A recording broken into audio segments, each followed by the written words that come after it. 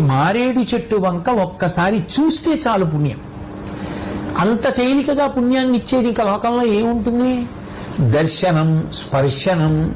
మీకు అవకాశం ఉందా? ఒకసారి మారేడు చెట్టును ముట్టుకుంటే చాలు. సూర్యాస్తమయం కాకముందు ఒకసారి మారేడు చెట్టును ముట్టుకుంటే చాలు. స్పర్శనం, దర్శనం పుణ్యం. ఇక అవకాశం ఉండి దానికి ఒక ప్రదక్షిణం కూడా చేస్తాను అంటే ఇంకంతకన్నా భాగ్యం ఏముంది?